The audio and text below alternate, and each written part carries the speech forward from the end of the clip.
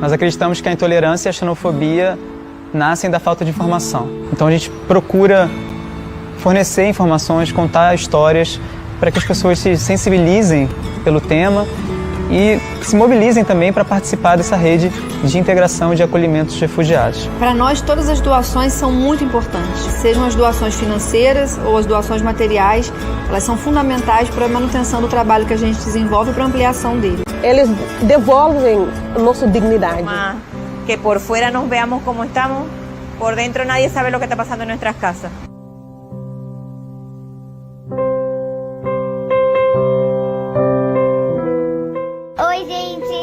Está fazendo uma campanha para doar. A gente está convidando vocês para ajudar a Cáritas y también ayudar a las personas. Que de un día para otro se te paralice el mundo, o sea, te quedaste sin trabajo, estás en un país que no conoces a nadie. Las únicas puertas que nosotros tocamos son las de Cáritas.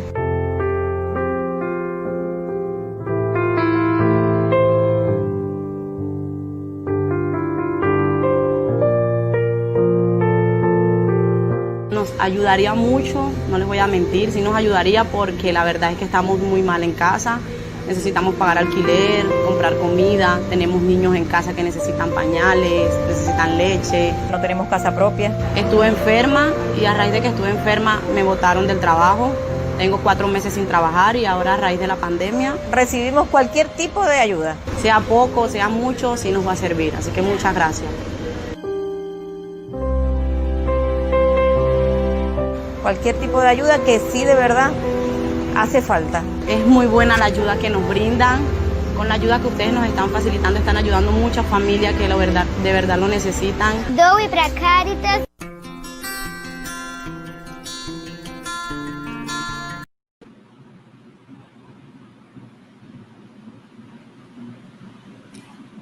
Boa noite. Boa noite não, gente. Boa tarde. Boa tarde a todos. O racismo ainda se impõe nos mais diversos níveis e modalidades de educação. Porém, felizmente, é nestes espaços formadores que também, e principalmente, vemos muitas estratégias para combater e erradicar práticas racistas.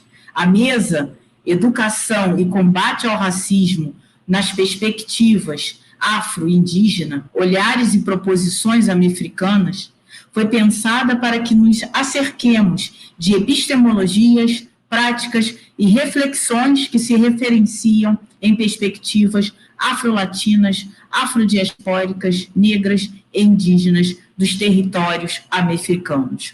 Com esta mesa, estamos retomando a dinâmica intelectual de Lélia Gonçalves, porque, entre outras coisas, acreditamos que este continente é a América Latina, em razão da importância dos povos indígenas e afrodiaspóricos. Meu nome é Fabiana de Pinho, professora de língua portuguesa do campus Rio de Janeiro, doutorando em literatura, cultura e contemporaneidade pela PUC-Rio. Minha pesquisa é centrada nas perspectivas de autoria negra feminina sobre cidades. Sou integrante do Laboratório de Memórias de Relações Étnico-Raciais na formação de professores, o LabMERI, e da Associação Brasileira de Pesquisadores Negros, a BPN. Compartilharei esta mediação com a professora Ana Cristina Pimentel. Nossas convidadas de hoje são as intelectuais e pesquisadoras Enio Coroloambo, Maria Aparecida Miranda e Sandra Benite. Desenhamos esta mesa a partir de alguns norteadores: a importância das perspectivas afros e indígenas para a aprendizagem, vivência das convidadas com estratégias e ou práticas pedagógicas afros e indígenas, e, por último, como estes dois pontos estão relacionados à noção de combater para erradicar o racismo e, assim, possibilitar as existências de vidas. Convido a colega, professora Ana Cristina Pimentel, para que se apresente e dê as devidas orientações para a dinâmica das perguntas. Ana Cristina, por favor.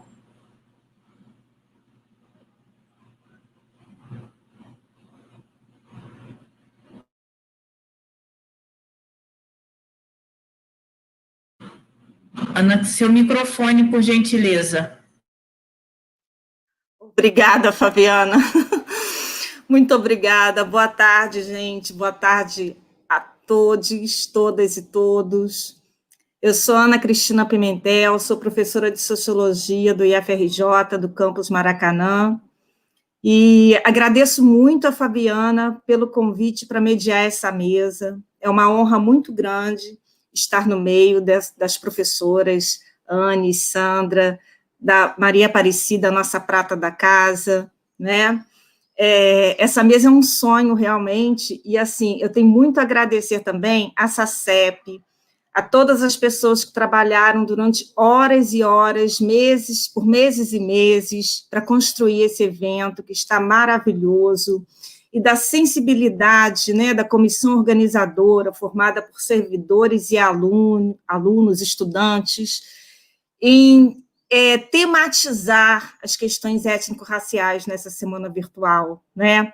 Para quem não sabe, a SACEP, Semana Virtual de Arte, Cultura, Pesquisa, Extensão, Pesquisa e Inovação, ela foi construída para substituir a tão amada Semana da Química, que esse ano não poderia acontecer em outubro, né?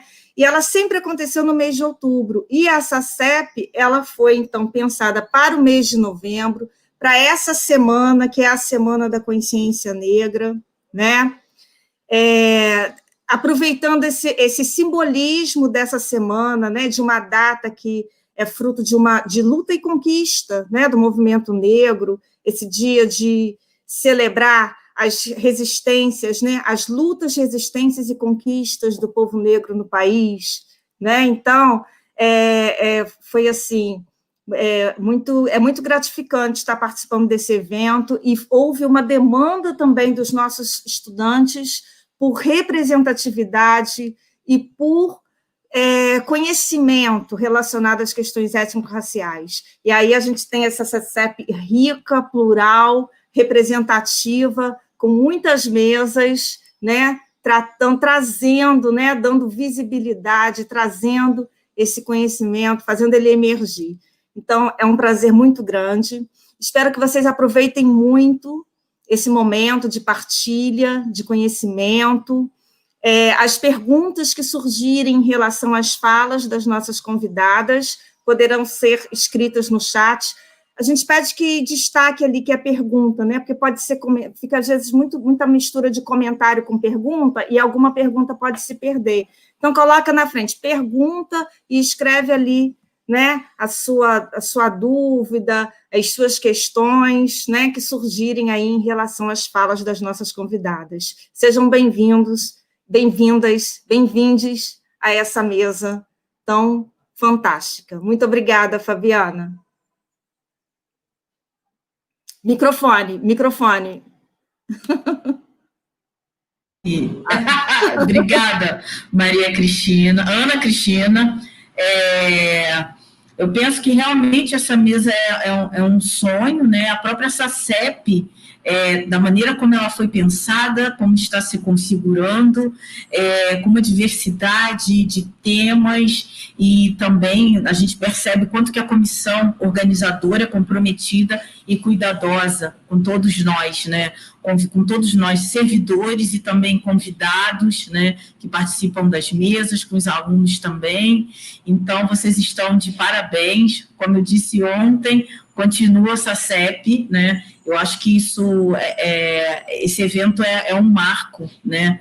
É um marco para tudo que a gente ainda pode fazer nesta instituição. Então, parabéns a Sheila, vou falar em nome da Sheila, mas parabéns a todas as pessoas que participam e que participaram da comissão organizadora desse evento. Eu apresento, né, as nossas convidadas, eu vou apresentar cada uma delas.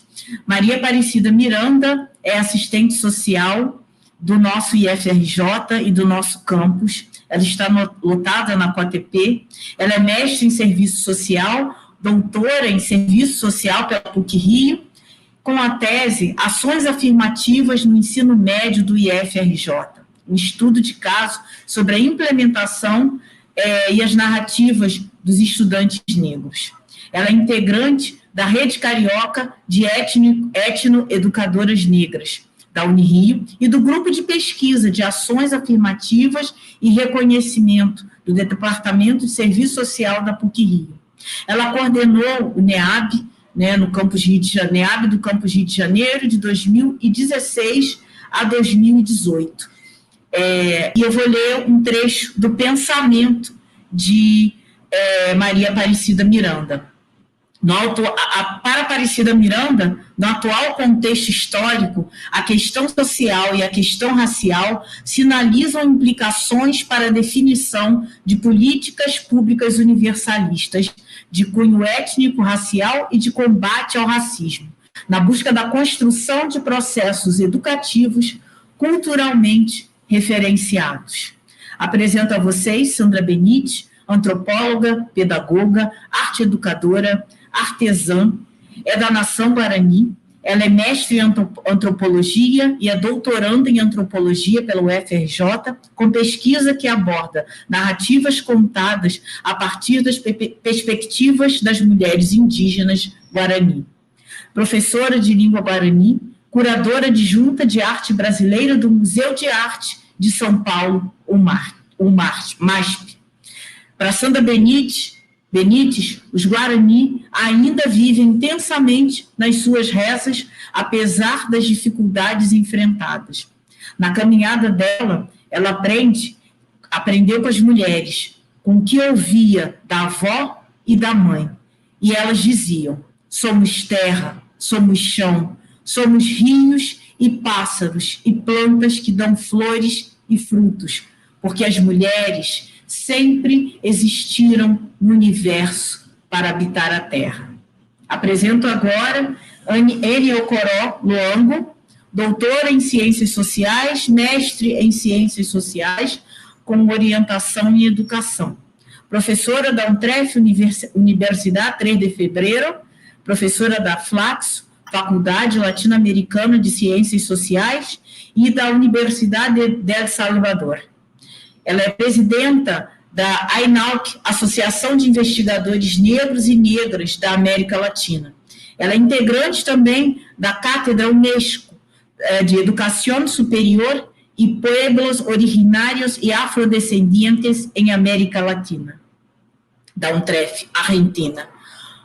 Para Eni, uma visão mais pluralista da ciência, da tecnologia e inovação, de acordo com as realidades sociais e culturais da América Latina, tem o desafio de incorporar o conhecimento dos povos indígenas e afrodescendentes nas políticas de ciência e tecnologia, para avançar para sociedades mais equânimes e conscientes de sua história e diversidade. Fizemos uma opção, vamos começar com a Maria Aparecida Miranda, depois com a Sandra Benite, posteriormente com Eni Ocoró Luango. Vamos abraçar a Aparecida Miranda, inicia, Sandra Benite continua, depois Eni, para que nós, pessoas negras, também abracemos Sandra Benite. Cada convidada terá 15 minutos para sua exposição, posteriormente posterior à fala de Eni Ocoró Luango, serão 30 minutos para as perguntas. Eu passo a palavra para a nossa primeira convidada, que é a Maria Aparecida Miranda.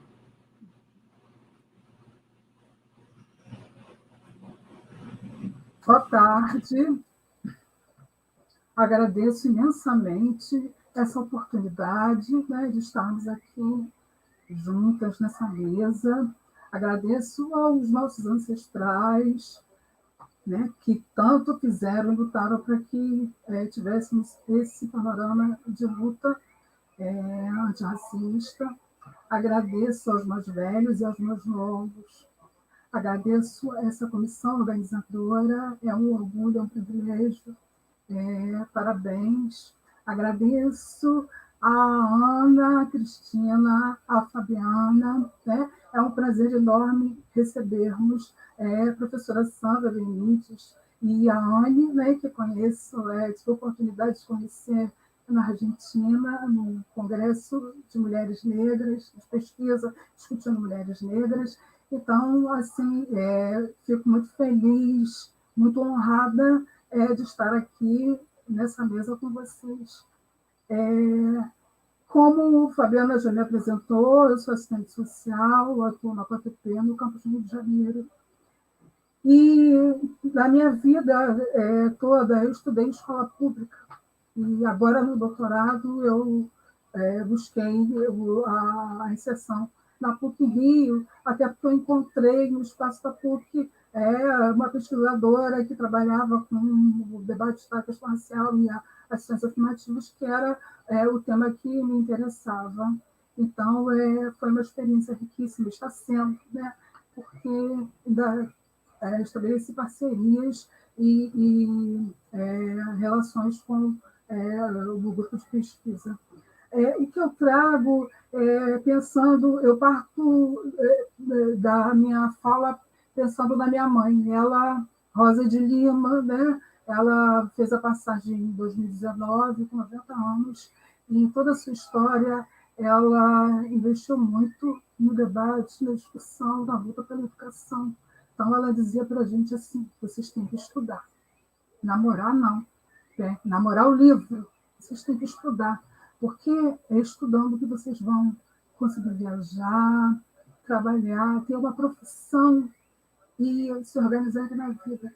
Então, a minha mãe, com 90 anos, né, faleceu, mas creio eu feliz, porque ela conseguiu 3 filhas graduadas, uma professora universitária, eu, assistente social, e a outra formada em arqueologia, trabalha com o Ministério da Saúde. Então, isso é muito importante na minha vida, né? Essa trajetória, viver isso. Meu pai também, um homem negro, né, que investiu nas orientações, na nossa educação, vigiando o que é certo, o que é errado, para onde vai, para onde vem, né? No acesso ao material de estudo, né? Um exemplo vivo de quem era apaixonado por leitura, gostava muito de ler, e com minha mãe também. Então, esse lugar é o lugar de onde eu venho, né? Dessa trajetória.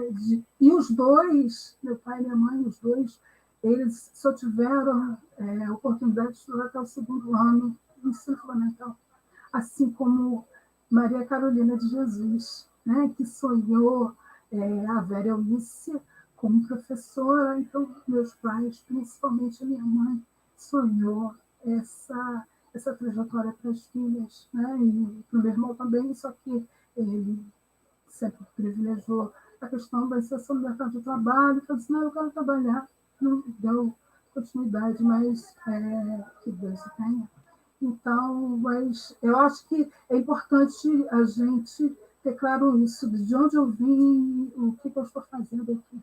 Então, quando eu começo a atuar na PTP, em 2010, já a gente começa a ter acesso a discussões sobre políticas de assistência estudantil, né?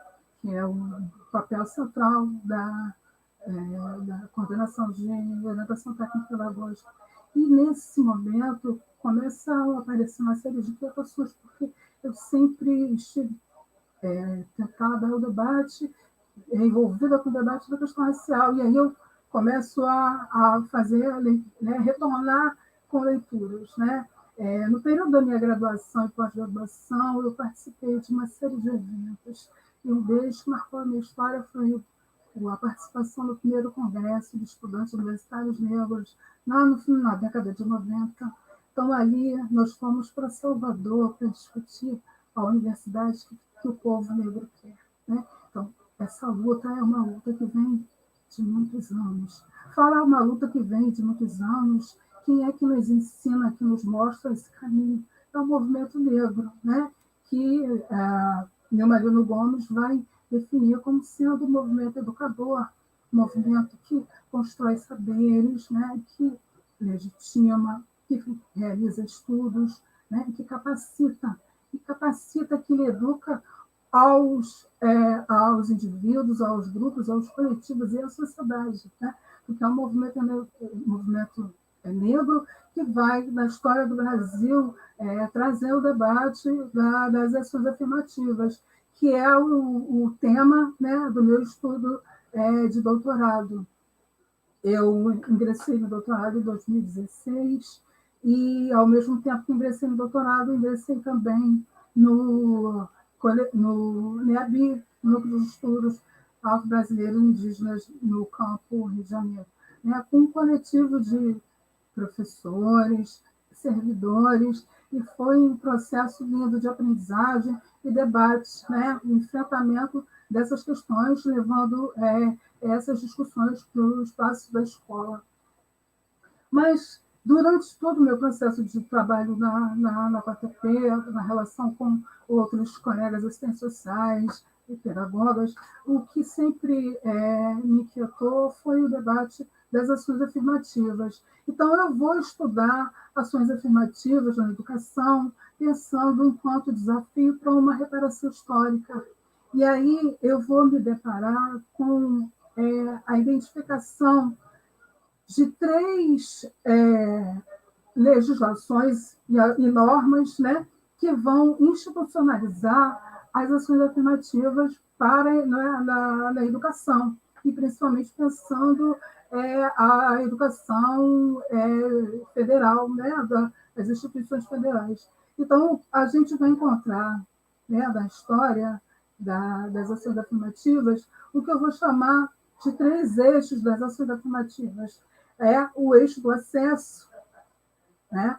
Que aí a gente tem a Lei 12.711, que vai instituir o acesso às universidades e a política de cotas, reserva de vagas nas universidades e institutos federais a partir de 2012.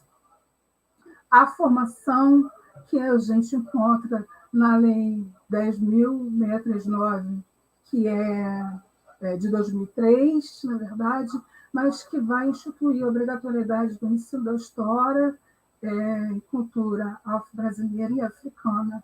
Soma-se aí a essa legislação as diretrizes curriculares para a educação das relações étnico-raciais, um documento muito importante, publicado pelo Conselho Federal de Educação, que vai traçar os caminhos para pensar esta educação, esse ensino da história e cultura afro-brasileira e africana. É importantíssimo. Bom, esse foi o segundo eixo. E o terceiro eixo de ação afirmativa, que eu chamo, são as políticas de assistência estudantil, que a gente tem, a partir de 2010, a publicação do Plano Nacional de Assistência Estudantil, a partir do Decreto 7.234 de 2010. Né? Junto a esse plano, cabe também considerarmos proposta de assistência estudantil, outras ações, né? E outras estratégias que vão contribuir, então, para a permanência do estudante. Veja, o que eu estou querendo destacar, quando eu trago essas 3 legislações, um olhar sobre as possibilidades, as oportunidades que essas legislações lançam para o povo negro. Né? Porque quando a gente tem a política de acesso, a política de cotas, a gente tem lá 50% das vagas serão ofertadas para estudantes de escola pública, e aí, nesses 50%, teremos, então, também metade das vagas serão ofertadas para estudantes autodeclarados, pretos e pardos, que para a BGE é um somatório que a gente vai classificar como negros e indígenas, e depois, posteriormente, com o avanço da legislação, a gente tem também essa oferta para estudantes, portadores de deficiência. Bom, então aí nós temos uma proposta de uma legislação que traça um caminho para pensar a oportunidade de acesso. Né? Ele vai fazer a prova, ele vai fazer todo o processo, mas ele tem a garantia de uma oportunidade de acesso. Na Lei 10.639, que a gente chama que também é uma oportunidade de formação, quando a gente tem uma legislação que vem destacar a necessidade de estudar a história da África, estudar a história afro-brasileira, né? Quem são os afro-brasileiros? Qual é a participação desses afro-brasileiros na formação da sociedade, na formação social, política e econômica desse país, né? Porque sabemos que a escravidão foi um processo que contribuiu para a acumulação do capital. E aí, a abolição, a partir do dia 13, né, de maio, o que ele fez? Liberdade, emancipação, mas e a cidadania? Emprego, renda, né? Moradia. Isso não tivemos garantia. Então, até hoje, estamos lutando pelo reconhecimento e reparação. Esse segundo eixo que traça a obrigatoriedade do ensino, ele também contribui para a gente reverter essa representação do negro na história, né? Trazer autores, produções, literaturas afro-brasileiras e africanas para pensar, resgatar, colocar na pauta do dia as contribuições da população negra, né? Que veio no sequestro, né? Mas aqui produz. E aí, assim, o enfrentamento do racismo está nesse processo, nessa construção. No caso, o terceiro eixo, que é a assistência estudantil, temos uma luta, né, que é antiga, movimento estudantil, mas temos também o próprio movimento negro fazendo essa reivindicação, tanto nas pautas da formação do MNU, da Frente Negra Brasileira na década de 40, movimento MNU, Movimento Negro Unificado, na década de 70, né?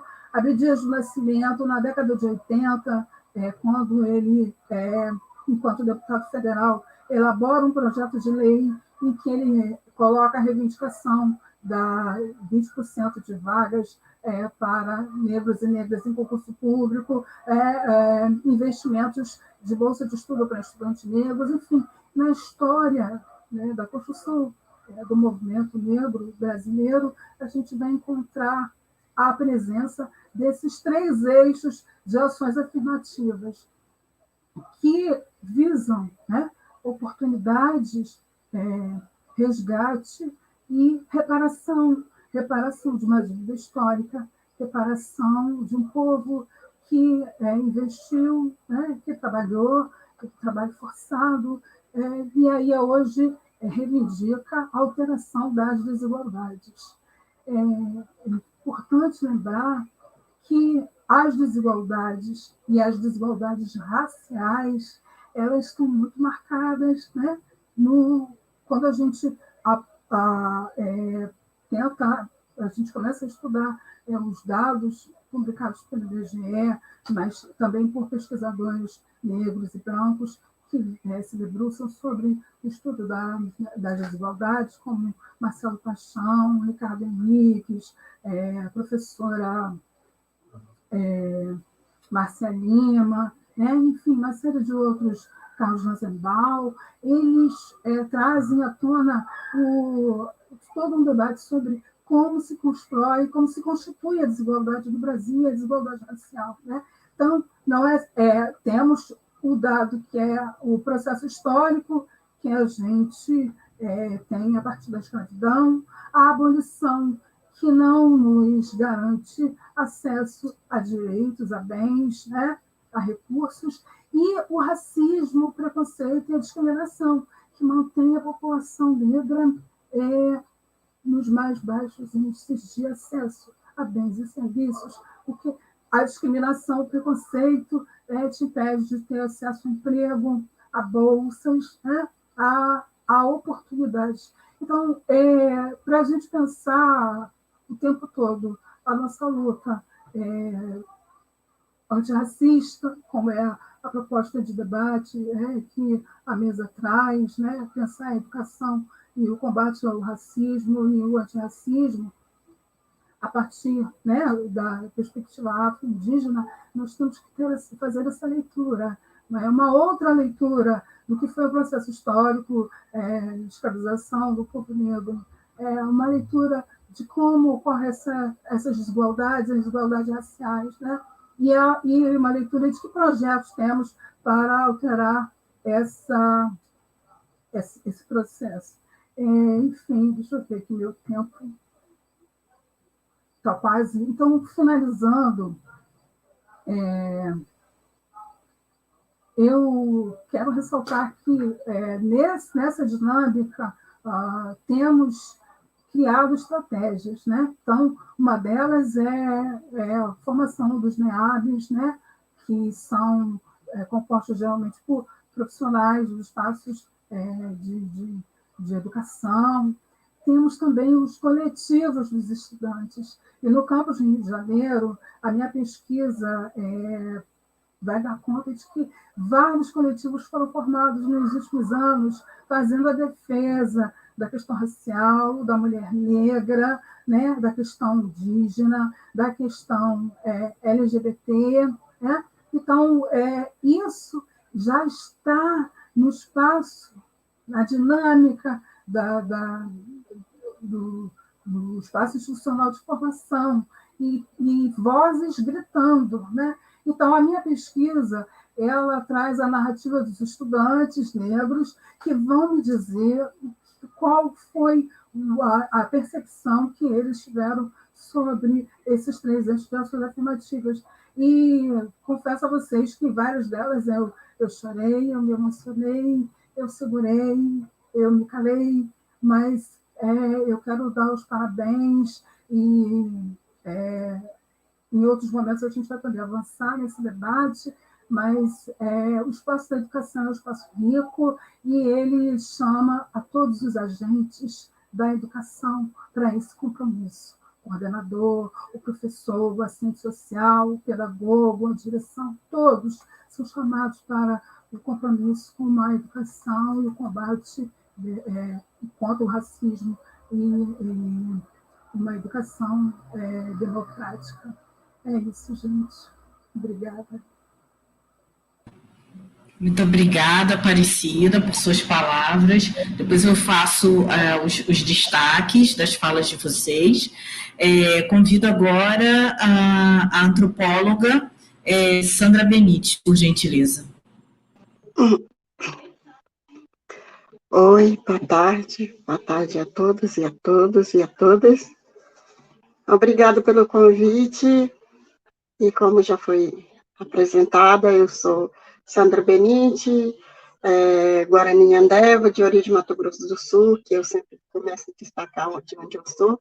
O Mato Grosso do Sul é um estado que massacra os indígenas e onde mata os assassinos indígenas, líderes indígenas também. E é uma coisa que, rodeada, os indígenas, de modo geral, são rodeados pelas fazendas que são anti-indígenas. E aí eu acho que eu vou começar a falar a partir disso, só para destacar mesmo essa questão que a gente vive, né, do resultado desde a invasão colonizador, eu acho, dos colonizadores, eu acho que a gente vive desde a resistência. Na verdade, nós resistimos para existir, como dizem frases que eu sempre escuto, né, principalmente do grupos indígenas, do grupo do movimento negro, que eu sempre escuto essas palavras que doem muito, mas eu acho que, em cima disso, eu me fortaleço para estar aqui, né, falando com vocês o que eu penso e o que a gente vem sofrendo desses séculos, né, desde... Enfim, na verdade, quando a gente fala sobre radicalização do racismo, eu acho que eu vou falar um pouco a partir da minha experiência enquanto educadora, enquanto também pesquisadora, que eu ocupo esse lugar, na verdade, eu ocupo não ocupando como como enquanto indígena, enquanto mulher indígena. Eu ocupo esse lugar, na verdade, exatamente para afrontar algumas questões. Eu acho que isso eu vim aprendendo ao longo da minha caminhada. Eu comecei a aprender e eu vim aprendendo também com os colegas, né, cotistas, né, que eu me encontrei. Eu tive sorte de me encontrar. Então, eu acho que eu aprendo muito desse encontro, né? E eu não vou citar o nome, mas assim, vários alunos e alunas negras que eu sempre eu tive a oportunidade de conhecer e de encontrar, né? Enfim, então, eu acho que a instituição, de modo geral, ela sempre foi organizada, estruturada para a gente, enquanto indígena, enquanto negro, ou seja, aqueles que não têm pensamento branco, né, colonizador, para a gente não ter acesso.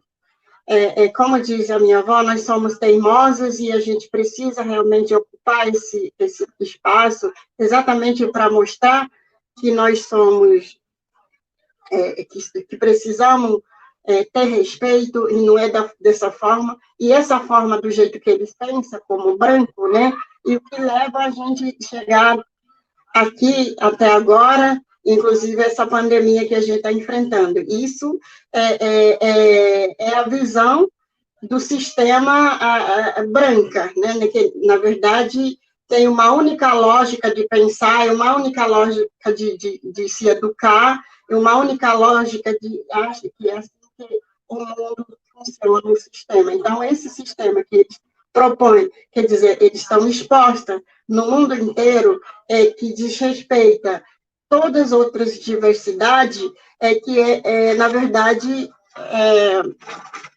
o resultado disso, eu queria só destacar isso, falando, eu não sou especialista de algumas questões, mas assim, eu sempre trago a partir da minha referência, sempre foi o saber do meu ancestral, né? Inclusive as minhas avós, e as pessoas que nunca tiveram acesso à escola, mas de que eles tiveram um ensino e conhecimento fundamental como lidar com o mundo, na verdade, e eu acho que isso, para mim, é fundamental. E falando nessa instituição, como é que ela é estruturada, exatamente para não receber essa diversidade, que eu acho que o que a gente eu vinha observando, né, na verdade, o que é educação para nós, e isso também requer olhar, na verdade, o que é educação para nós Guarani, né? Então, na minha monografia, desde a minha graduação, eu comecei a observar isso. Por quê? Porque dentro da comunidade existe uma escola, né? E uma instituição, que a escola é uma instituição, que é imposta, que vem de fora. E existe também a educação guarani, que a educação guarani é diferente, a metodologia, o processo, a visão, a forma de pensar, a forma de ensino, esse processo, na verdade, muitas coisas são muito diferentes da educação escolar que vem de fora, que são expostas, né, para nós seguirem. E aí, a partir dela que eu quero começar a falar um pouquinho o que seria, quais caminhos, eu não estou dizendo que esse é o caminho, mas assim, o que eu venho observando algumas questões, né, falando isso da instituição escolar, né, e para nós, Guarani, na verdade, a nossa educação de qualidade, que seria, está totalmente associada com a questão da cosmovisão. Como é que a gente aprende a lidar com a Terra? E isso é a prática. essa questão do ritual de passagem, como lidar com... tem tempo que a gente tem que plantar, e tem tempo que tem... os meninos vão à roça, o que eles têm que fazer, como que eles têm que chegar em determinado espaço. Por exemplo, eles têm que aprender como lidar com o espírito da natureza, onde eles estão indo, por exemplo, pescar, buscar alimentos. Então, tudo isso é uma questão do dia a dia, né? E essa prática, na verdade, tem a ver da questão da constelação, como é que, em que momento, em que lua, e o que significa o céu, por exemplo, o que cada um representa para a gente, né? E o que é o tempo da chuva, que no tempo da chuva o que a gente pode plantar ou não pode, o tempo digamos, o tempo da quentura, do calor. Então, tudo isso está muito associado com a relação da prática e a vivência mesmo, né? Então, para a gente falar sobre essa questão da educação, né? E essa educação guarani, digamos um exemplo só, mas eu sei que existem vários outros corpos que têm sua educação própria, a partir da sua cosmovisão, a partir do seu saber, né? Que isso, muitas das vezes, ela não cabe dentro de uma instituição escolar, que é educação, que se trata também de educação. Então, já é um racismo, eu diria assim, um racismo que é muito impactante, né, se a gente não observar isso. Então, o que é, pelo menos para mim, enquanto educadora, eu percebo que a escola, a instituição, embora que eles tenham esse poder de discutir, de construir e desconstruir, né? Construir e desconstruir, é exatamente esse espaço escolar que deveria ser discutido mais prontamente, assim, mais radical, digamos assim, né? Só que esse lugar que onde a gente poderia produzir o nosso processo de conhecimento guarani e também fazer essa parceria com a educação escolar, que é uma instituição que é trazido de fora para dentro da aldeia, na verdade, é possível, sim, fazer dialogar, só que tem que ter pensado de acordo com o tempo, pensar também a realidade daquela comunidade local. Por exemplo, nós, Guarani, somos subgrupo dividido em 3, do Guarani-Mbuiá, Guarani-Nhambeva, que existe do sul e sudeste, e também do nordeste e centro-oeste, também existe Guarani, em 10 estados, atualmente, hoje, né? E também existe fora do Brasil. Então, quer dizer, mas isso não significa que nós temos demandas iguais. Isso vai depende da aldeia e também do contexto da aldeia, a realidade de cada aldeia. Então, por exemplo, algumas aldeias, né, a grande maioria das aldeias tem ainda rio, tem ainda o espaço suficiente para a gente manter nosso sistema, nosso costume, nosso modo de vida. Mas tem algumas aldeias que não tem mais, e onde a gente tem mais dificuldade de produzir esse nosso conhecimento. Por exemplo, em Aracruz, Espírito Santo, onde eu vivi, eu tenho os parentes, né? Lá existe Guarani e Tupiniquim, né? E que estão, tem embora que todos indígenas, mas tem um sistema diferente, isso depende, inclusive, do sistema alimentar diferente, isso depende de cada visão daquela comunidade, né? Mas, por exemplo, lá não existe mais mata, não existe mais rios, a gente bebe água que vem colocado, inclusive, tudo encanado, não tem mais mata, não tem mais pássaro. Então, tudo isso já é um impactante, né, para os indígenas de modo geral, que tem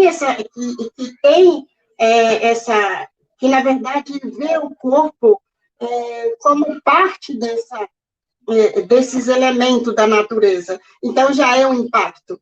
E aí, como é que a gente pode, como eu falei assim, esse ensino, esse processo de ensino, na verdade, sempre vai ser a partir da cosmovisão, e que é uma prática, que é uma questão da tradição oral, que todos os indígenas têm, né?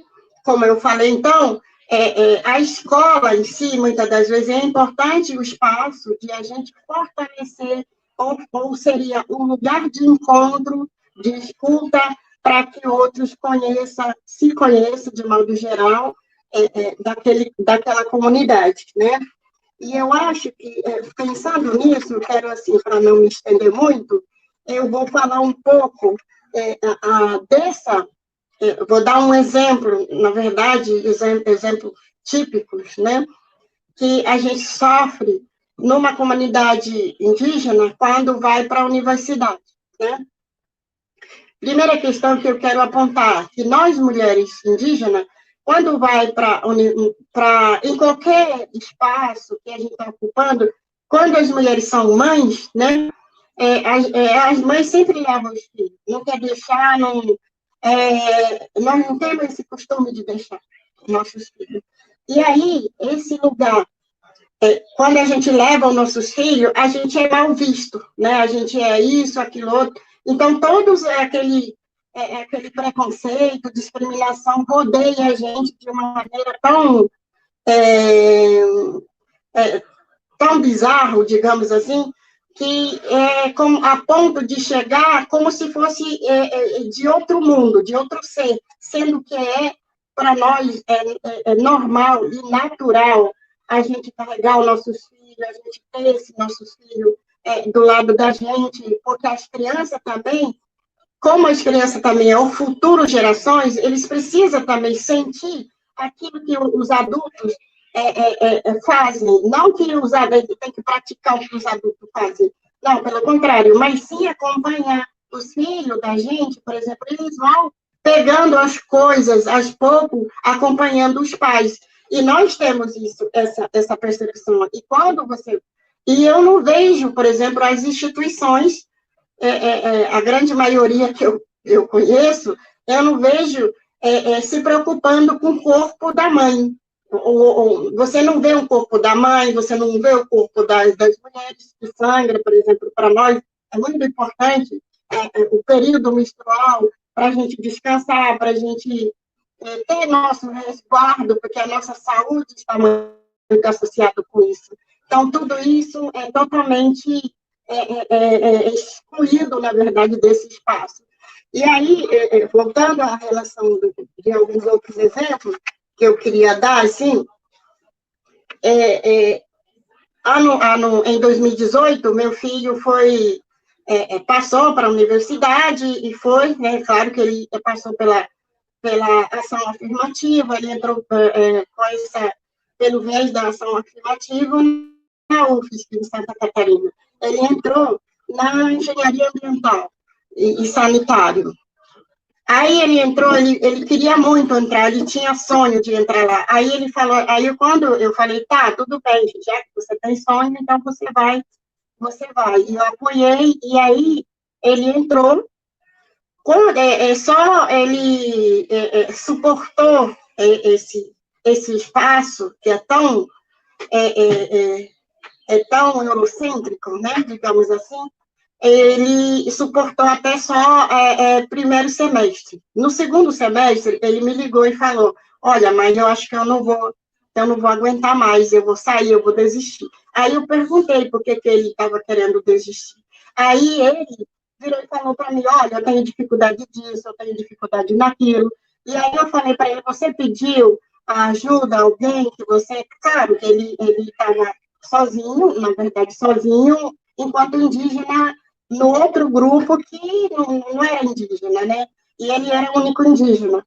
E aí ele falou assim, mãe, eu acho que eu tenho vergonha de pedir ajuda, porque pelo menos se eu estudasse numa escola particular, a ideia dele, particular, talvez eu teria mais condições de acompanhar os outros colegas. E aí, isso me doeu muito, a ponto de pensar, assim, totalmente, eu fiquei, digamos assim, tão furiosa, indignada com essas coisas. Esse pensamento, exatamente, que a instituição coloca na nossa cabeça. Porque aí eu falei para ele, meu filho, a gente precisa conversar. Aí eu conversei com ele, eu tenho vontade de chorar, até eu chorei um pouco, eu falei assim, tão indignada, porque é tão doloroso isso, você vê os sonhos do juventude, né, não ser valorizado, e a ponto de chegar, ele já sai de um lugar que é tão pressionado, tão discriminado, a ponto de chegar e de querer falar, eu quero fazer isso, mas aí, no final, ele é mais discriminado ainda, quando ele achava que ele estava chegando a algum lugar. E aí, eu falei com ele, olha, meu filho, eu acho que a gente precisa conversar. Eu conversei com ele, e quando eu conversei com ele, eu expliquei para ele o que é o nosso saber, né? Ele falou assim, não, mas a senhora não está entendendo que física, química, está muito distante disso. Aí eu falei assim, filho, não é que você não tem competência para você estar naquele lugar, é que há a universidade que não tem competência de te receber. E aí eu falei isso, quando eu falei isso, ele falou assim, mãe, por que a senhora falou isso? Né? Eu acho que essa é que é a questão. Hoje, a gente precisa, né, discutir sobre essa questão do próprio... como é que a gente pode, né, apoiar esse jovem? Esse jovem não sabe química e física? Eles são incompetentes? Claro que não. Né? Como é que a gente vai reforçar a identidade? Como é que a gente vai valorizar o conhecimento, o saber diferente, ou seja, esses saberes que está nas pessoas quilombolas, indígenas, ribeirinhos e várias outras comunidades tradicionais que não tiveram acesso à escola, à universidade, mas eles também são doutores, né? Doutores de conhecedores da natureza. Então, eu acho que, só que eles são da prática, né? Eu não estou desmerecendo esses doutores que estudam da teoria de conhecimento, não estou falando que isso está errado, eu estou falando que, na verdade, se a gente não tiver esse cuidado de equilibrar esses saberes, eu acho que a gente continua sendo massacrado e o nosso jovem vai ser, continuando assim, discriminado, excluída, e inclusive, digamos assim, que eles não vão ter condições de achar que eles não são competência para alguma coisa. E eu acho que esse pensamento, nós temos que construir desde a infância, né? Eu acho que desde aquela escolinha a gente precisa, né, discutir. E, enfim, eu acho que... E aí eu falei com ele, né, que nós temos o nosso saber, mas esse saber é que a gente precisa se fortalecer nesse saber que a gente carrega, né? E aí eu expliquei para ele algumas coisas, ele ficou me escutando, e aí hoje ele falou, mãe, eu vou encarar, eu vou continuar. Eu falei, vai continuar. Se você não passar em um ano, beleza, se você reprovar, beleza. Eu falei assim, aí a gente vai saber que a universidade não tem competência de te receber, infelizmente, e aí a gente vai dialogar aos poucos com a gente, mas não se sinta inferior por conta disso. Eu sempre falei isso, né, para o meu filho. Então, eu acho que, eu acho que o meu tempo acabou, então, eu acho que, na verdade, só para finalizar mesmo, né, nós temos a própria instituição, se não tivesse condições de nós receber, né, com o corpo inteiro, com o nosso saber, da forma que a gente primeiro, eles vulnerabilizam a gente, né, para a gente se sentir competente, errado, tudo essas questões. Depois, no final, para matar de vez, marginaliza a gente, para dizer que isso é um processo de massacre constante. Eu acho que isso, eu queria, assim, deixar a minha mensagem dessa... Eu acho que a gente já chegou no nível de não suportar mais não tolerar mais essa forma de massacre. E obrigada, e desculpa a minha alteração, às vezes, quando eu lembro dessas coisas, eu fico meio alterada. Sandra, eu agradeço muito, eu penso que esse também, esse espaço é também para a gente trazer, a partir das suas perspectivas, né, a partir das nossas perspectivas, para que cada uma traga o que realmente acontece, né? Então, eu já pedi à organização, e pedindo por conta da grandiosidade das falas, né? Eu acho que vocês três são 3 pesquisadoras incríveis e 3 pesquisadores que vêm dos seus lugares, dos seus territórios, o quanto que esses territórios, a proposta da mesa é essa, são territórios que, na verdade, nos provocam e devem provocar a todas as reflexões possíveis. E eu creio que as reflexões possíveis, elas não dão conta do que realmente acontece. Há muito ainda por fazer. Então, realmente, né, você fala da perspectiva da cosmovisão e da relação com o tempo, né, e do quanto que é necessário, inclusive nesse espaço, em alguns momentos, a gente alargar um pouco essa estrutura, borrar um pouco essa estrutura, para que a gente possa minimamente dar conta do que aquilo que tem que ser dito. Então, eu te agradeço bastante.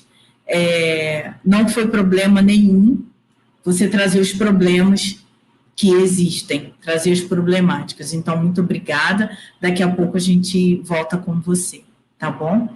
E eu convido agora a pesquisadora Enio Corolongo, a gente reforçando, tá, gente, que nós vamos passar um pouquinho, uns 10 minutinhos do tempo, tá? Que a mesa deveria terminar às 10h30, às 15h30, vai terminar às 15h40. Obrigada, organização. Seja bem-vinda, Eni, passo a palavra para você. Obrigada. Muito obrigada, Fabiana, querida. É grande prazer ficar aqui hoje com vocês, com a Aparecida também e com Sandra, neste importante evento acadêmico, e também compartir com as pessoas que estão de oyentes hoje nesta atividade. Eu não falo português, mas intento. Solamente vou fazer isso agora para saludar, mas vou realizar a minha intervenção em espanhol. ¿Sí? ¿Está bom? Bueno, então eu vou agora a compartir uma apresentação. Vou tratar de ser muito breve. Vou pedir também a Fabiana que, por favor, me avise quando eu tenha 5 minutos para concluir. Pode ser? Para aí ainda mesmo ter espaço para as perguntas. Então, elegi para falar hoje, estava convocada a discussão acerca de relações étnico-raciais no campo educativo, e eu elegi pensar essas relações étnico-raciais desde alguns desafios que tem na história da educação, sim? Acho que é muito importante que nós reflexionemos sobre a importância de consolidar um campo da história da educação desde a perspectiva étnico-racial, sim? Porque abundam ainda mesmo, é um campo muito voluminoso, que tem muito produzido em distintas temáticas, mas quando você vai olhar, vai dar uma olhada allí, vai encontrar que é muito pouco o que tem produzido acerca da história da educação das populações negras. E acho que isso é muito importante de nós tentar abultar, aumentar esses estudos, porque nós necessitamos dessa história, ¿sí? Nós necessitamos restituir a las poblaciones negras de esa historia negra. Então, eu apresento acá um óleo, que é uma pintura de Antonio Verni. Ele é um pintor santafesino da Argentina, y esta obra se llama Escuelita Rural, y utilizo aquí para jugar un poquinho con estas cuestiones para que vocês puedan mirar esa ventana que fica ahí en esa aula clásica, esa aula tradicional. Y yo ahí me pregunto un poco cómo también nos definimos cuáles son las historias relevantes que ingresan en esa historia de educación. ¿Cómo se define esa relevancia? ¿Quién lo define? ¿Y qué historias son las que prevalecen en ese campo de historia de la educación? ¿Sí? Y ahí uno vaya a se dar cuenta, entonces, ¿sí?, que han prevalecido estudios blancocentrados, eurocentrados, ¿sí?, y que los temas que quedan afuera, nos como pueblo negro, hemos quedado también muy afuera, nuestra historia, de esa historia de la educación, ¿sí? Entonces tenemos ahí un grande desafío de nos poder democratizar esa historia negra y esos contenidos que han sido proscritos, no sabemos también, por cuenta del racismo epistémico, que al mismo tiempo también que jerarquiza personas, jerarquiza también sus historias, jerarquiza sus conocimientos, ¿sí?, jerarquiza sus subjetividades. Entonces, ahí nos vemos instalado muy fuerte ese racismo epistémico. Entonces, muy breve voy a falar, solo para lembrar que toda América Latina desarrolló desde los estados republicanos, obviamente también desde la vida colonial, ¿sí?, esos proyectos que combatieron la diversidad. Y ainda mismo esos estados republicanos, ¿sí?, continuaron esa política de apagar esas diferencias, de combatirlas bajo distintas narrativas. Você vai encontrar el discurso de la democracia racial no Brasil, que fue muy cuestionado por cuenta del movimiento, y también va a encontrar muy fuerte el discurso de mestizaje en los otros países de América Latina, o de la inmigración como vía de mejoramiento de la población, como ocurrió aquí en Argentina y también en el sur de Brasil. Entonces, você vai ter allí esa idea muy consolidada de que la población negra es ajena al progreso, es ajena a los conocimientos y no representa los idearios de la ciudadanía. Y nos tenemos también que la escuela nace y reproduce esa impronta. La escuela reproduce a través del currículo esas relaciones de desigualdad étnico-racial, y nos tenemos ahí una escuela que es profundamente monocultural, ¿sí?, y que tiene también dentro de su ideario una impronta muy eurocéntrica, y continúa también reproduciendo también desde sus mismos contenidos, desde sus mismas prácticas y políticas cotidianas, continúa reproduciendo esas desigualdades étnico-raciales. Entonces, nos ahí que observamos, también dentro del campo historiográfico se ha reproducido estas cuestiones, se ha reafirmado visiones eurocéntricas, y también, como fala Teodoro da Silva, ese currículum escolar tiene marcas de esa herencia colonial, ¿sí? Está trazado bajo esa idea, que reproduce a las poblaciones negras como población sin agencia, como población sin protagonismo, como población solamente esclavizadas. Y esa es una tendencia que nos encontramos en la mayoría de los currículos de América Latina y el Caribe, ¿sí? nós vemos também que essa incorporação das relações étnico-raciais ocorre de uma maneira muito lenta nesses currículos. O caso de Brasil é muito importante a partir da Lei 10.639 e todas as conquistas que o movimento negro logrou conseguir, mas ainda quando uno mira o resto da população da América Latina, os logros são muito mais lentos, muito mais pouquinhos. Então, aí, esse currículo ainda mesmo, como fala Tadeu da Silva, está feito, construído, bajo essa matriz colonial.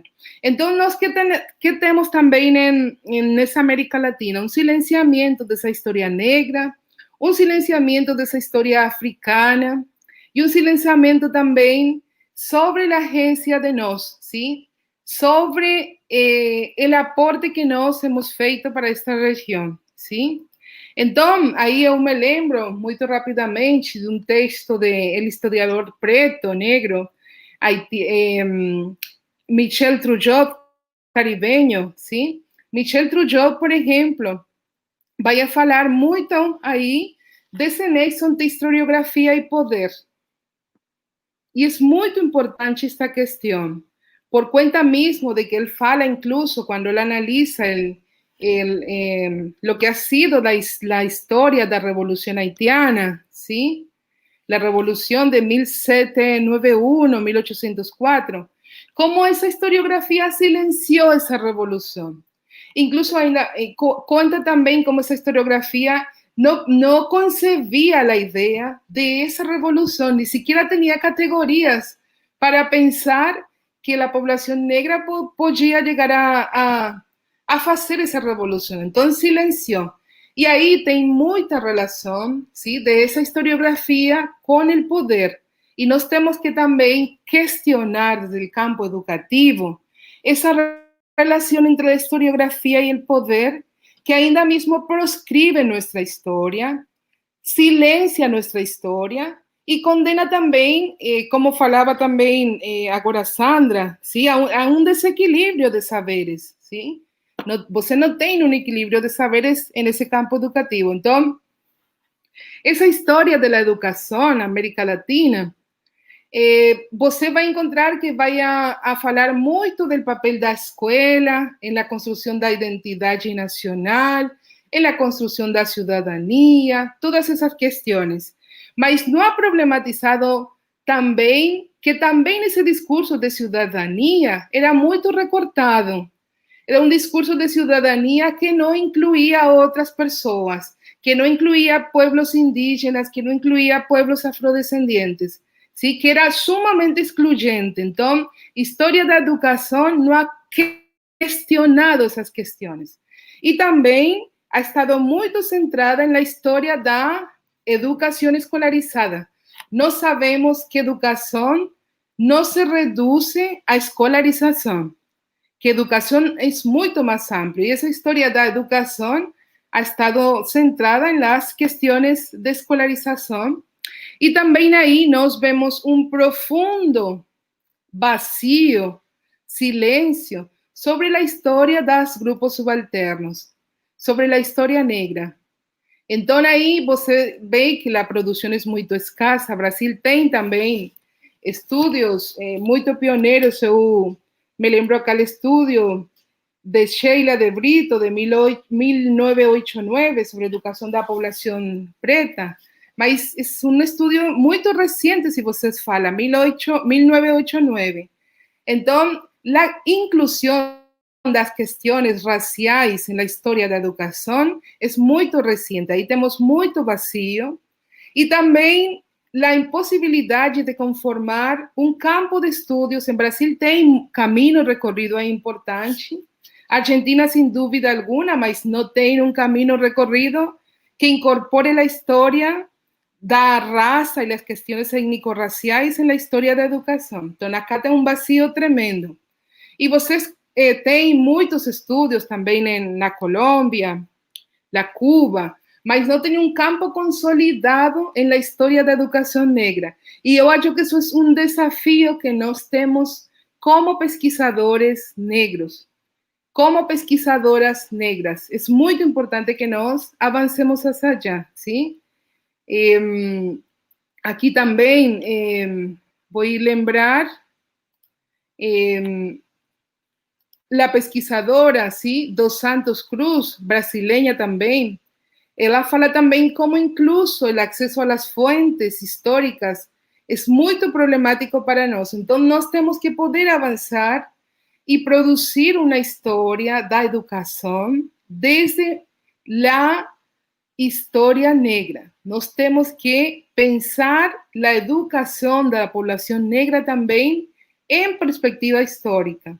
É fundamental, ¿sí? Analizar, por exemplo, todo o caminho recorrido de proibicionismo, de educação. Eu me lembro muito de uma história que conta um historiador acá, ele é um historiador branco. Ele conta a história de Ambrosio Milicay, que foi um negro liberto na Argentina, Catamarca, siglo XIX. E ele fala que Ambrosio Milicay foi azotado em uma praça pública por conta de que aprendeu a ler. E eu acho aí que dessas histórias abundam na América Latina. Nós temos que romper esse silêncio dessa história para mostrar para nós, para toda a sociedade, a importância de reconhecer essa história, incluso mesmo para validar as ações afirmativas, para validar a necessidade de impulsar um currículo antirracista por conta dessa história também de dolor.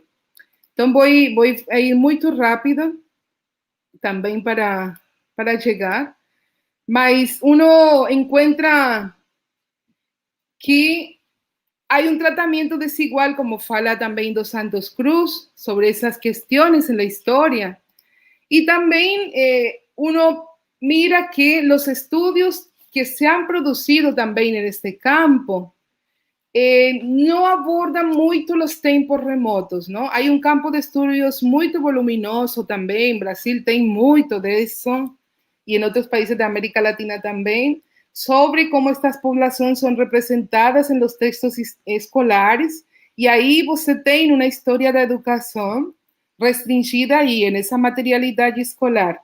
E tem muito produzido no Brasil, mas temos o grande desafio de ampliar esses outros estudos que têm muitos vazios históricos sobre estas populações. Então, vou ir fazendo umas considerações finais para ir cerrando. Então, eu aí falo o seguinte: essa história da educação é muito frutífera, dessa educação negra, mas ainda pouco investigada. E nós necessitamos que mais investigadores, jovens investigadores em formação, possam se vincular por razões acadêmicas, por conta de que tem poucos estudos, por razões políticas também, porque nós devemos, sim, recuperar essa história para fortalecer processos organizativos, para fortalecer também a qualificação do movimento, para fortalecer também a possibilidade de produzir uma história antirracista também, sim, que recupere essa história negra. E também, nessas considerações finais, penso também que se nós avançamos neste campo, nós vamos a poder produzir também, ou contribuir também a construir uma historiografia menos eurocêntrica, menos racista. É fundamental vincular as vozes negras para disputar também essas interpretações do passado que se alineiam com o poder. Essas histórias únicas de las que fala Chimamanda, ¿sí? Romper essas histórias únicas, essas histórias eurocentradas e racistas. Isso também vai a possibilitar se nós profundizamos neste campo. E, sem dúvida, vai contribuir na ampliação deste campo e vai também a aportar a essas resistências cotidianas que nós hacemos desde nossos trabalhos, ¿sí? Então, vou deixar umas perguntas como cierre acá também. Nós temos que intentar democratizar esses currículos, democratizar essa história. E ainda mesmo, então, eu pergunto como desandar essa hegemonia eurocentrada quando está tão naturalizada em nossa história da educação, na história da educação profundamente eurocêntrica. Nós também podemos nos perguntar que lugar ocupam hoje aquelas culturas que han sido invisibilizadas nessa história da educação. Que passa com essa história da educação de los pueblos indígenas também. E como nós podemos também produzir rupturas frente a estes discursos hegemônicos para, como fala Achille Mbembe, ¿sí?, restituir a las poblaciones negras, y yo agrego indígenas también, su historia, ¿sí? Y finalmente, deixo para vocês uma frase da historiadora Susan Buck-Morss. Ela fala o seguinte, ela, com relação à história da Revolução Haitiana, ela fala que outros silêncios invitam a las pessoas, que outros silêncios necessitariam se romper, que outras histórias indisciplinadas necessitariam se contar, ¿sí? Então, nós temos que romper esses silêncios para contar as histórias indisciplinadas, es decir, las historias de la resistencia negra, que se han indisciplinado contra el poder colonial, contra el poder esclavista, ¿sí? Y que también contra ese poder de las élites republicanas, y también ainda mismo en la actualidad. Por eso es importante también considerar no solo historia de educación escolarizada, porque también desde los movimientos se produce conocimiento y se produce educación, como fala Nilma Lino Gómez, ¿sí?, la profesora, cuando fala de cómo ese movimiento negro es educador. Ahí también você tem una historia de educación que tem que integrar esse campo de conhecimentos. Então, eu deixaria aí, Fabiana querida, com a minha intervenção. Muito obrigada.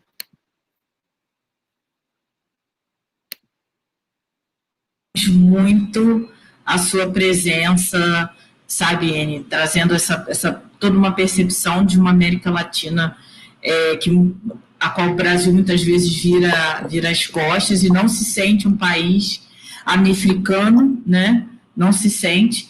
Então, eu penso que as suas pontuações são fundamentais. Nós agradecemos, assim, a presença imensamente, né, de todas vocês, da Maria Aparecida, da Sandra Benites e de você, Anne. São 3 pesquisadoras da mais alta confiança, não só da confiança, mas com mais alto comprometimento, que se formam a partir de movimentos sociais, né, de uma discussão que também ocorre dentro e fora das universidades, que estão também nas formações.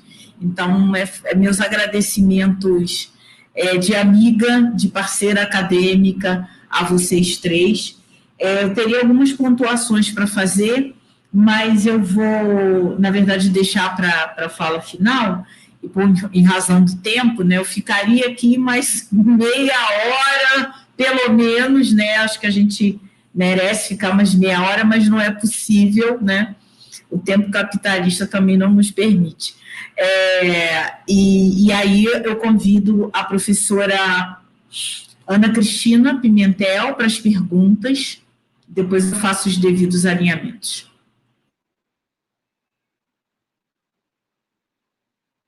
Ana, microfone, por favor. Aí você vai ligar o microfone e desliga a câmera. Gente, olha, muito obrigada. Ani, muito obrigada por essa excelente apresentação feita, por todas as provocações, né, para a gente pensar essa escola eurocentrada, esse pensamento colonizado que impera nos nossos currículos, né? E a gente acaba reproduzindo sem pensar. A Sandra, nossa, quando eu ouvi a Sandra, eu imaginei assim, o trabalho que nós temos pela frente, o trabalhão que nós temos pela frente, o desafio que nós temos pela frente, né, de pensar a partir das cosmovisões, né? Isso é muito desafiador, mas, ao mesmo tempo, é extremamente necessário, né, a gente pensar. E a Aparecida é colega de instituição, né? Então, a Aparecida, assim, quando ela fala, eu escuto, eu só escuto. E assim, ela contou aí uma história muito bacana do movimento negro brasileiro, né? O movimento negro brasileiro é um movimento, assim, que a gente precisa recuperar. Ele lutou muito para a introdução de tudo que nós temos hoje, né? Mas acho que a gente precisa trazer essa história do movimento negro brasileiro, porque, assim, são muitas conquistas, eu vejo como muitas conquistas, porque, assim como os espaços não são brancos naturalmente, né? Não são embranquecidos naturalmente, os espaços também não vão se enegrecer, se indianizar, indigenar, sei lá como seria esse verbo, né? Naturalmente, isso não vai acontecer naturalmente, eu acho que precisa de muita intervenção, né? E todas as falas me levam a pensar isso, né? Em todas as intervenções necessárias para que a gente possa pensar esse quadro, construir uma sociedade inclusiva, uma escola inclusiva, né? Porque não basta trazer o negro e o indígena se você continua com aquele pensamento europeizado, né? E aí eu lembro de uma vez dando uma aula de sociologia e eu ia falar sobre contratualismo, e aí eu estava falando de Hobbes, Locke e Rousseau, e aí eu perguntei na sala de aula o que eles têm em comum, hein? Eu queria introduzir a questão do contrato social, né? Eu estava esperando que eles me respondessem, são contratualistas, professora. E aí uma aluna falou assim, são homens brancos e europeus. E aí, assim, para mim foi uma bofetada, né? E eu conto sempre essa história porque, assim, ela iniciou muita coisa que se transformou em mim como professora, como socióloga, né? Como cientista social, da gente repensar os nossos currículos, né? Fazer o caminho inverso ao que já foi feito, né? Que nos levou ao que a Sueli Carneiro chama de epistemicídio, né? Todos esses relatos aí são relatos de epistemicídio, de apagamento de saberes, de culturas, de conhecimentos. Então, como é que né, não basta a escola trazer o aluno negro, trazer o aluno indígena, é preciso também trazer os seus conhecimentos, as suas culturas, né? Fortalecer essas identidades. E os nossos alunos, eles estão cobrando isso da gente, né? Eles hoje perguntam, quando a gente vai fazer um trabalho, vem cá, mas onde estão os professores negros da escola? Eu quero professores negros me orientando, né? E aí a gente fica, né? Olhando, procurando, e isso é muito bom, porque quando a gente começa a procurar, começa a aparecer também, né? Então, quer dizer, são portas que vão se abrindo, e eles estão abrindo essas portas, né? Eles estão batendo, eles estão quase que arrombando, olha, eu quero professores negros dando aula para mim, né? Eu quero me ver na sala de aula, eu quero me ver nos conteúdos. Então, essa mesa foi, assim, de fundamental importância. Eu vou trazer aqui as perguntas que foram feitas. Tenho a primeira pergunta da Flávia Vieira. Ela coloca aqui, como iniciar um processo de revisão de currículo na educação profissional e tecnológica que promova uma educação antirracista? Só para esclarecer, vai ser uma rodada com 3 perguntas, né, Fabiana? Uma rodada com 3 perguntas. Sim, me parece que temos apenas uma pergunta. Tem uma pergunta. Né? Olha, temos várias manifestações, né, de congratulações às falas, às palestras, né? Temos aqui alguns comentários, né? O Vitor Oliveira falou aqui o perigo de uma história única, né? Isso é uma história, e normalmente é a história né, de quem subjugou, né? Nunca a daqueles que... é preciso trazer as histórias de resistência também, e de conquistas, né? Questões necessárias e urgentes, o Tiago Barros colocou aqui. Então, vamos a essa pergunta, porque também já estamos próximas do fim da mesa, né? As convidadas podem ficar à vontade para responder. Alguém em específico? É uma questão assim bem provocadora, né? Y así. Mucho.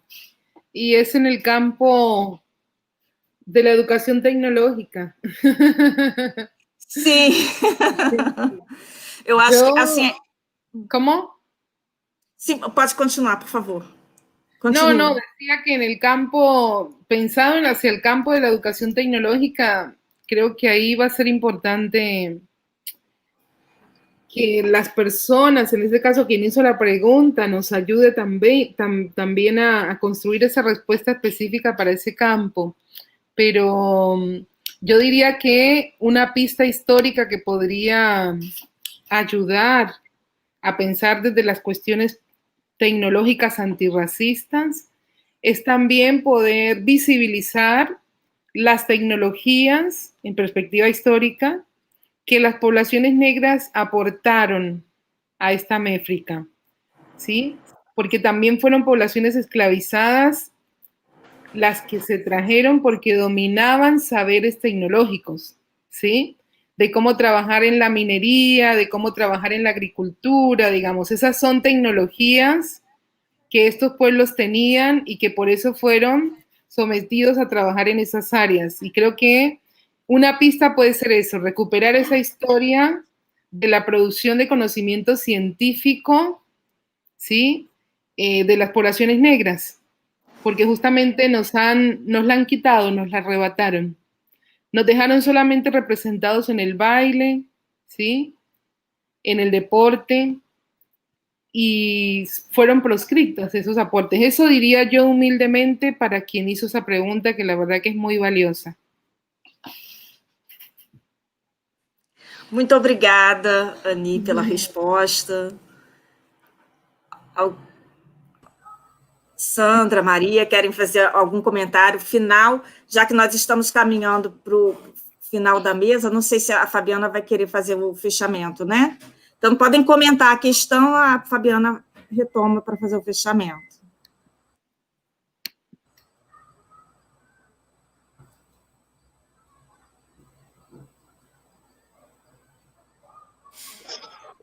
Bom, é uma questão muito boa, é muito desafiadora para todos nós, professores da instituição, né?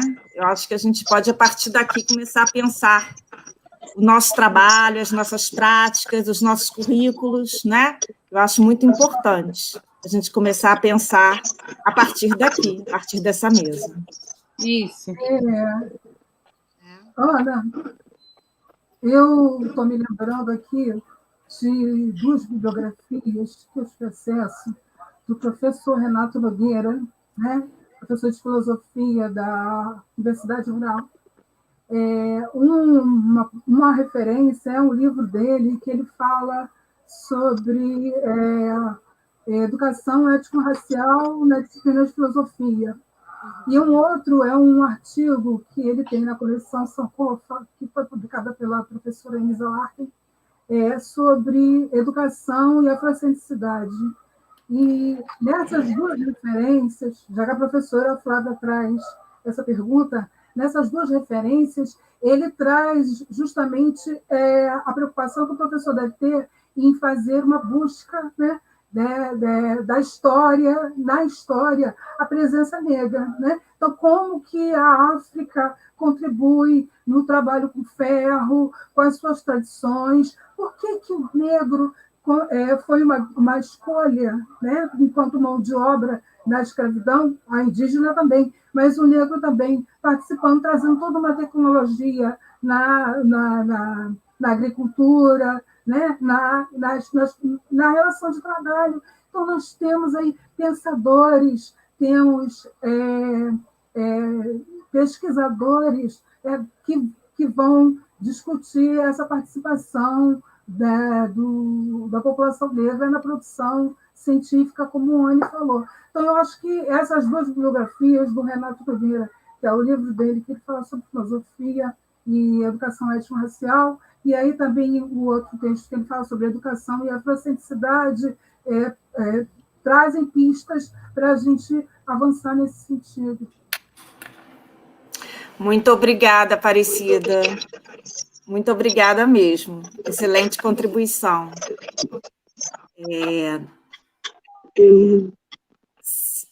A minha microfone estava travado, eu não conseguia abrir. Então, só para finalizar também, já me despedindo, obrigada, né, por fazer parte, foi uma honra de fazer parte dessa mesa e escutar, que eu anotei várias coisas também, que foi fundamental para todos, assim, para mim, especificamente, para pensar.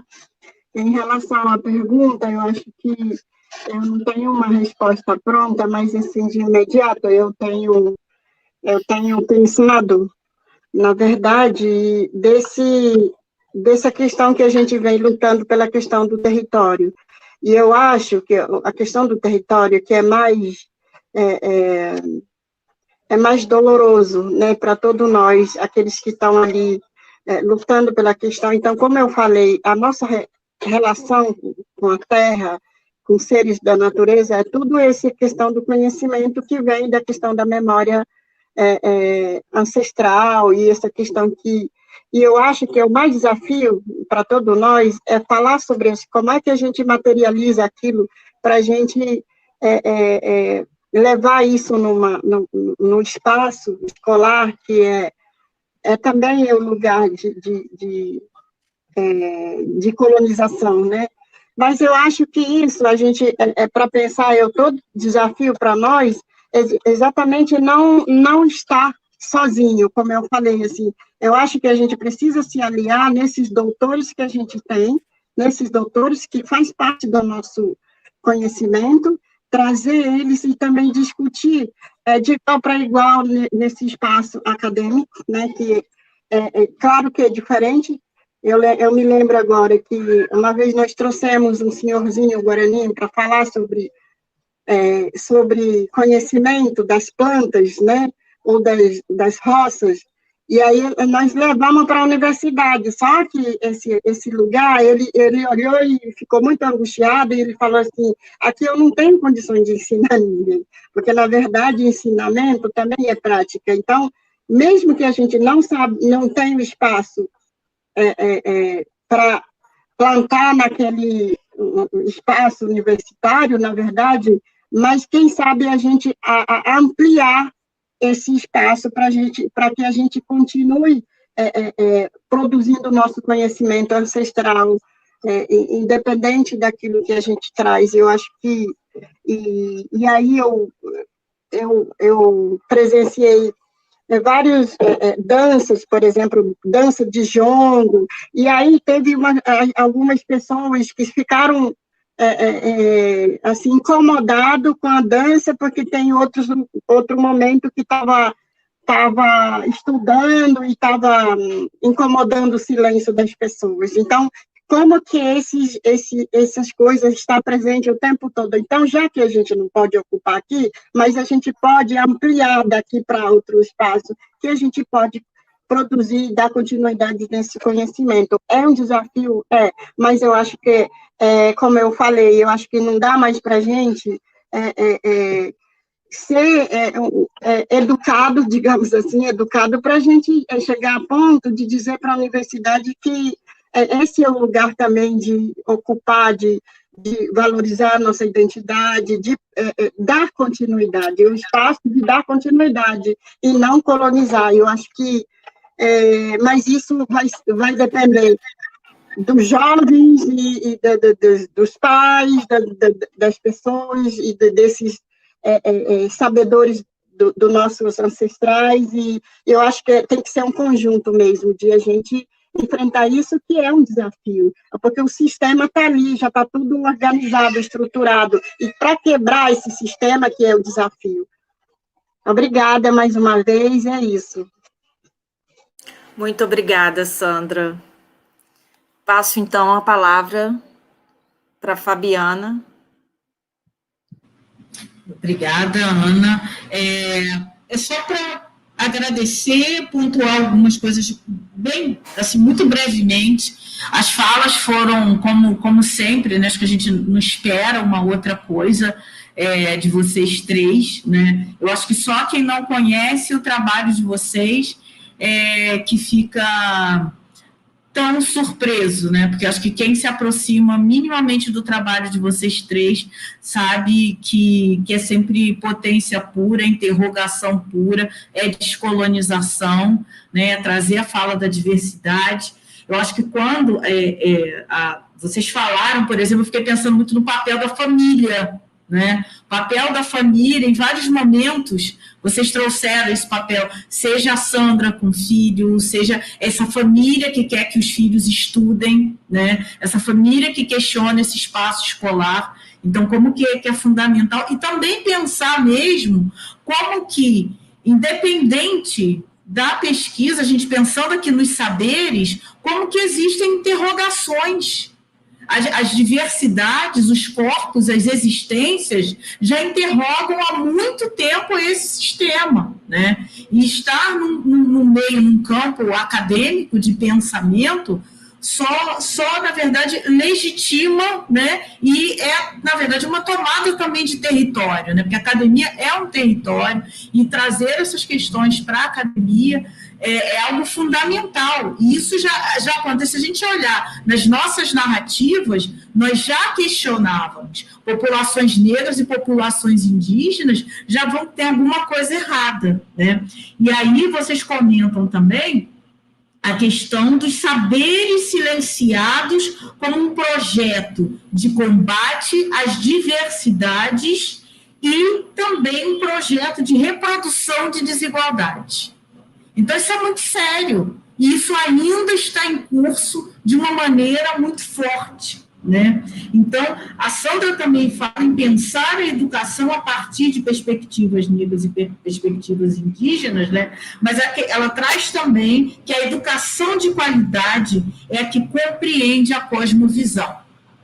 Se não compreende, não é cosmovisão, né? Não é educação de qualidade, né? Então, acho que a gente pode sair daqui com esses apontamentos, né? E principalmente pensar em romper os silêncios, que é a última fala da Anne, né? Uma ponderação, romper os silêncios, trazer as histórias indisciplinadas, que o tempo inteiro a gente falou de indisciplina, porque ninguém nunca nos deu nada, né? O que a gente vê, não é o boom dos estudos sobre negro não está na moda, indígena não está na moda. Não é isso. É uma outra coisa, né? É algo que já vem sendo construído há muito tempo, nós por nós mesmos, né? O agradecimento da Aparecida é muito nesse sentido, né? E pensar também em movimento negro educador e juntar mesmo, a gente tem que estar junto, né? Como Sandra fala, populações negras, populações indígenas e populações brancas, sabendo qual é o seu papel, quais são os seus lugares aí na construção disso,